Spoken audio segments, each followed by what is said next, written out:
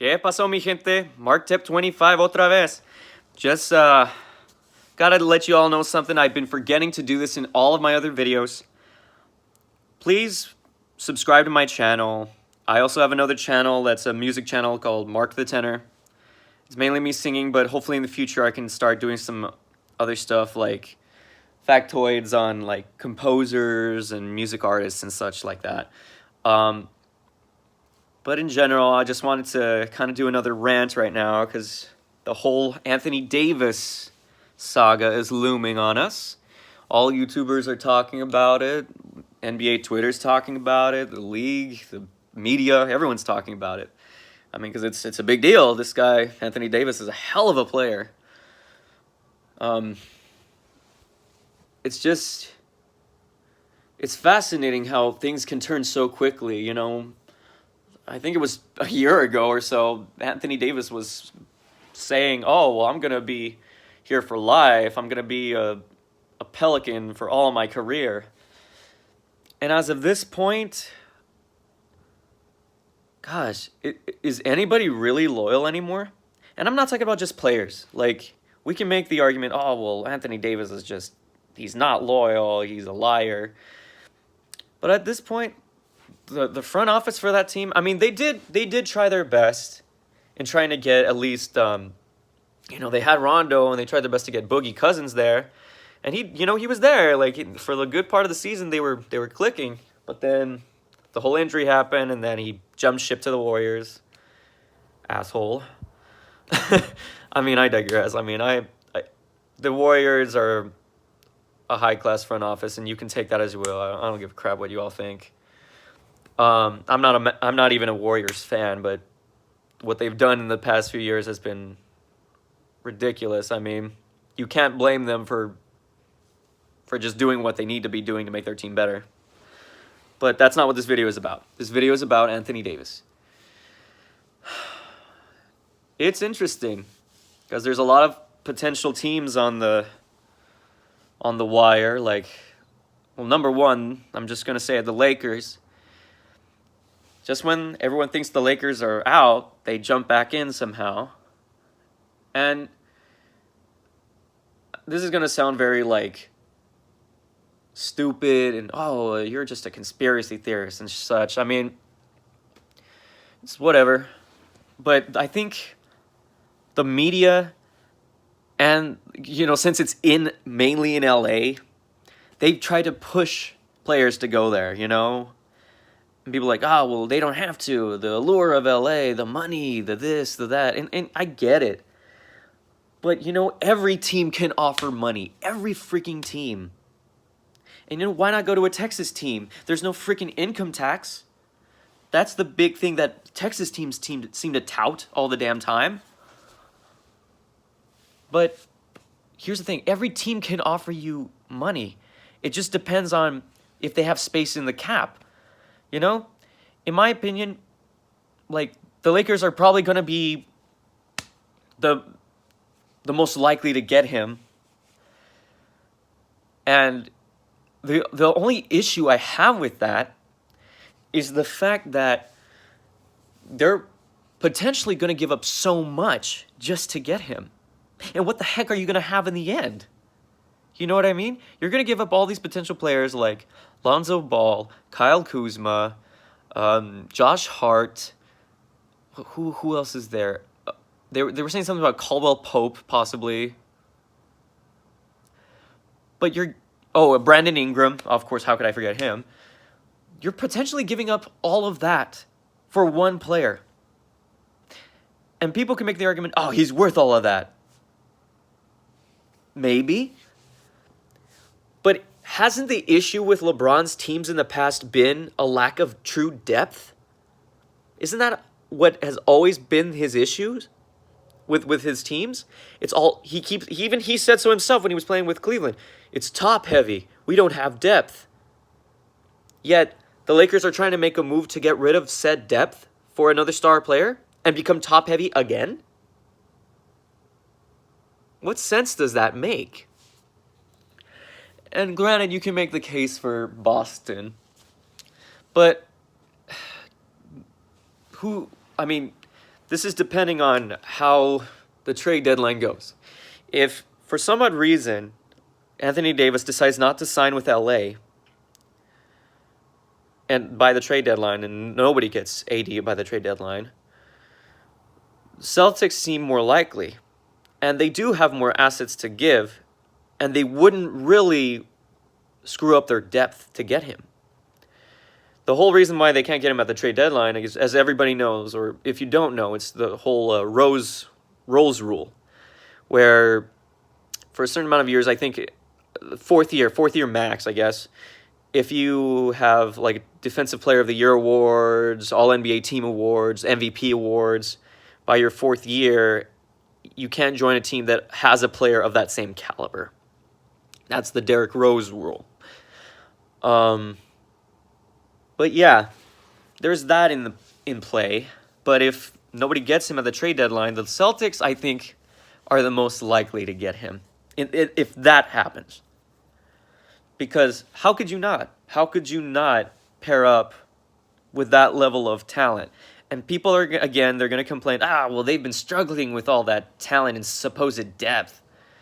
Well, when you have, I probably shouldn't use that turn of phrase. When you have too many captains and not enough soldiers, then it becomes hard to deal with.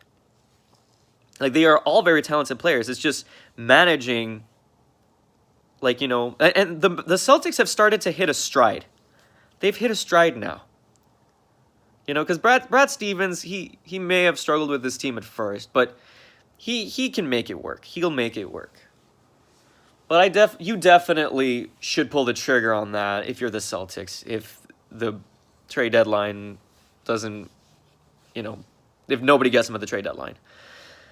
But yeah, like, it's most likely for like the teams out there, it's going to be either the Lakers or the Celtics. Another one that's on the wire is the Knicks. The thing is, a lot of people are saying trade Kristaps Porzingis. I don't see why, given the fact that he's probably your best player, even though he is injured. He's probably your best player. I don't see why you would trade him for that. I mean, you could also wait in free agency like the Celtics. That's, again, if the Lakers don't snap him up from the Pelicans. And see, another reason why, again, the Lakers have the upper hand in this is because, again, LeBron's agent is AD's agent. So that seems suspect to me, but a business is a business, I suppose. They can do what they want as long as it's legally within their means. I mean, the league is trying their best to cut down on tampering, but who knows if that's even going to happen. But yeah, the Lakers seem the most likely. The Knicks, if they wait for free agency, they could probably get him. I mean, what assets would they trade for him right now? You could probably trade Tim Hardaway, Knox, some sort of first-round picks. I don't know. It's just a few other pieces. But you shouldn't trade Kristaps. Because, again, he's been injured, and he's probably your best player there. I mean, unless you're in full rebuild mode, which Anthony Davis does not want to be in. He definitely does not want to be in full rebuild mode. I mean, he's even stated that he wants to play for a contender. So I guess another true logical choice. And see, the reason it's always, again, the Celtics, the Knicks, and the Lakers is because, again, big market teams. But you know what? Like, Brooklyn is in the same pretty much city as the Knicks. I mean, Brooklyn is just pretty much a bureau. The freaking Nets could probably snag him up, and that'd be a good tandem of D'Angelo Russell and Anthony Davis. But who would they get rid of? I think they might have to let go of Jared Allen, which I guess kind of sucks, but giving up Jared Allen for Anthony Davis is not a bad turnaround on that. I mean, I don't know what other assets I mean, because I don't follow the Nets that often. I don't know who else they would give up for Anthony Davis. But they would have to at least give up something that, again, and see, that's the problem with a lot of these big players. People gut the hell out of their own teams just to get these players, and that's, in my opinion, is ridiculous. Why the hell would you give up so much for a guy just for him to be pretty much in the same situation he was in New Orleans? Why? You shouldn't gut your team. You should be able to stand firm and pat and at least get something that doesn't ruin your team chemistry and benefits both sides. But of course, big markets tend to win out, I guess. Another team a lot of people have been talking about is potentially the Trailblazers. And they could give up C.J. McCollum, because I guess the whole C.J. McCollum, Damian Lillard experiment is not working. Same thing with the Bradley Beal, John Wall experiment. Yeah, because those two players are a little bit more ball dominant. It's like one of them has to have the ball in order to work. But C.J. McCollum is a three-point shooter. And the Trailblazers would definitely miss that, but it's not like Davis can't shoot a three. But yeah, I guess whatever other assets the Blazers have and C.J. McCollum for Anthony Davis. And I think that would be a pretty decent trade. I mean, last time the Blazers were in the hunt for pretty much the conference finals, they had LaMarcus Aldridge, who was another big man. But Anthony Davis is definitely on another level than LaMarcus Aldridge, in my opinion. I mean, you could dispute me on that in the comments section, but yeah, I think that would be a good spot, a destination. However, my preference is that he moves east, because then that gives the East more competition, more, something more to be a part of. It makes the West less, it gives it less of a stranglehold on the West.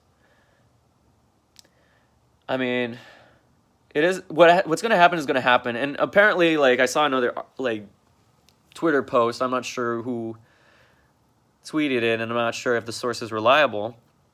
But they're saying that Anthony Davis has already pretty much decided he wants to go to LA. So, I mean, even if, and it's funny, as I make this video, it's like all the other things I said really didn't matter. And pretty much any other, I guess, YouTuber that makes a case on Anthony Davis at this point. But in my opinion, I don't know. It's because anything can happen, because look at Paul George. LA was on his list for a while, and he managed to somehow stay in OKC. I mean, we can't say anything about the whole Kawhi Leonard thing, because Popovich was going to get him traded east no matter what. But say that wasn't the case. Kawhi Leonard, who's to say he would have actually gone to the Lakers? Who knows? But yeah, that's just another thing. But yeah, anything can happen. People will say one thing and then a completely different thing will occur. I mean, again, look at Anthony Davis. He said he was going to stay a Pelican for the rest of his life, or his career, I mean. And look what happened. He's now asking for a trade. Kevin Durant, and this is the big one. Everyone's going to be like, yeah, Kevin Durant, that snake. Whatever, screw you. KD was like, oh, well, why can't we be more competitive? Everyone's wanting to play for the Lakers or the Heat. What happened to competition? And look at him being with probably the greatest team of all time. I mean, it is what it is at that point. But see, players can change their mind in an instant now. There's no loyalty from the players, and there's no loyalty from the teams, from the organizations themselves. So it's kind of this chaotic mess that we're in right now. And I'm just going to make a small case for my team, the Mavericks. I mean, it's probably the most unrealistic destination, but if he were to come to the Mavericks, who would they give up, right? again, a lot of people, a lot of fans for the Mavericks are trying to put Dennis Smith Jr. again up on the block. Him, possibly Wesley Matthews, and DeAndre Jordan, I guess, just to make it more appealing. I don't know. I think they should just get rid of Barnes and Matthews and throw in another player like, I don't know, Powell, possibly, because Powell shows some promise, but I don't know. I'm not a fan of Powell for some reason. I don't know. Maybe I'm ridiculous, but I just don't see him being a piece. Because a tandem of Anthony Davis, DeAndre Jordan, Luka Doncic, and Dennis Smith Jr., and I guess whoever else they get back from that trade would be a hell of a good team. But one can dream, right? But yeah, I think the most likely teams, if we're going to talk about who's most likely to get him, is LA and Boston.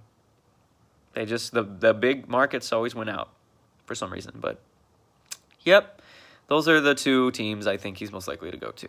Anyhow, hope you enjoyed the video. Again, as I stated in the beginning, I'm going to try to remember every time at the end of my videos now. Please subscribe to my channel and let me know what you think in the comments. Hasta la próxima, gente. Adiós.